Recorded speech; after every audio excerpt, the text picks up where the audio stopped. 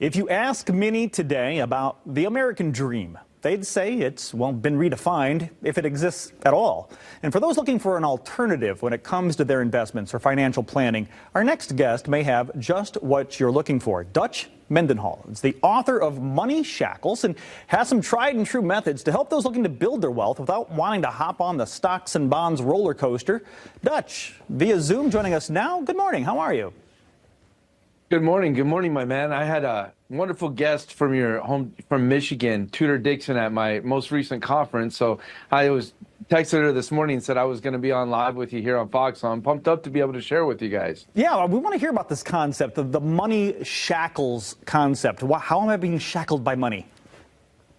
Well, I just think from the time people are kids, they're not taught how to do the step-by-step process in order to break free. You know, the people that founded our country, the people that are behind big money, right? There's a system and a process to it.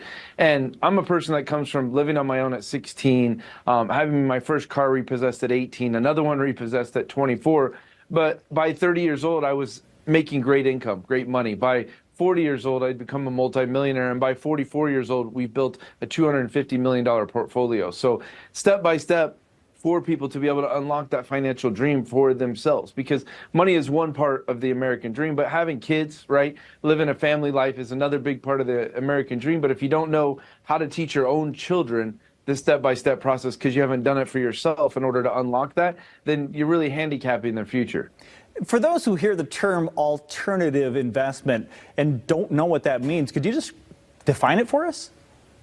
Yeah, I love that question. It's one of the best questions any of the hosts have asked me, you know, that while we've been going around sharing the book. And it's amazing that so many people just live in Wall Street, right? They give their money to a financial planner or a financial advisor who's never been wealthy, who's never really had money, who hasn't retired themselves. And how's somebody who's never been wealthy, never retired, going to tell you what to do with your money, right?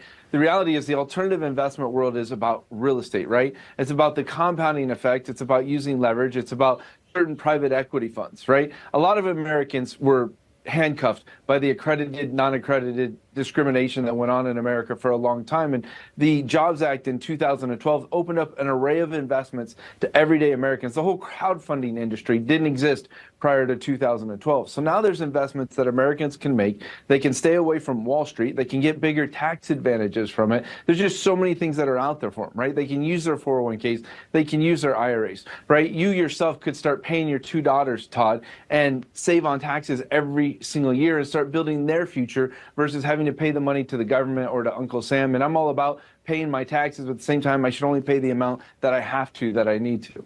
Absolutely. That's a lot of advice. I was going through the different points of your book, and you cover a wide array of advice. So let's talk about the kids. Let's talk about a high school senior, right? Going into college, looking at all that college debt in his or her face.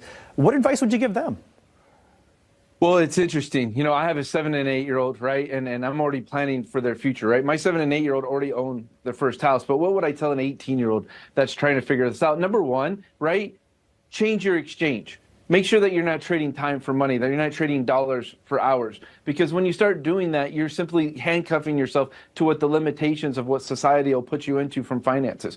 I disagree with a lot of the other financial gurus that are out there where they say, hey, you have to start putting your first $10 into an investment account or a savings account, or you have to start. No, the first money an 18-year-old needs to invest into is into themselves, right? Expanding their ability to earn more income, earn more wealth, right? You and I both know your ability to present, right, on the show today is a skill that you've learned, that you've trained, that you've manicured in order to take care of people, in order to engage people, right? And so no matter what their skill set is, if it was development, if it was design, if it was creative, if it was the ability to negotiate and really communicate with people, they've got to invest in that ability to expand their ability to earn, because earning more money allows you to invest more money. And so that would always be my first step to an 18-year-old, is really take the time to invest in yourself, get the knowledge, get the education, get the resources you need. But the advice to an 18-year-old is no different than advice to a 30-year-old who's struggling financially, or a 40-year-old who doesn't quite have retirement figured out, or even a 50-year-old who doesn't have retirement figured out, right?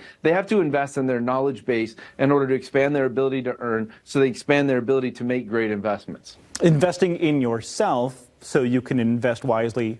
I see where this is going. So you got some really good insights into practical strategies. Is there a place that we can go for more information, a website maybe? Yeah, you can go to DutchMendenhall.com. That's DutchMendenhall. I'm sure you guys will throw it on the screen, but you also could go to MoneyShackles.com, which is maybe a little easier for people to remember if they're just hearing the audio. But yeah, man, we also have a workbook in there that has checklists. And so when you go to look at an investment, like if your friend's cousin says, hey, I have this AI company you should invest into, right? You have a checklist to check. Like, is it a unicorn? Has it already done an existed business? Does it have profits, right? You go through the checklist and you're going to know, is this an investment that is lower on the risk bucket or higher on the risk bucket? But what's the right decision to make? You're going to make investments your whole life. We never stop. I love it, Dutch. DutchMendenhall.com or MoneyShackles.com for more information. And I love that there's a worksheet. So if like people are saying to you all the time, hey, there's this great stock you should, or whatever you should invest in, you can check and see if that's a valid or solid investment. DutchMendenhall.com. We'll be right back.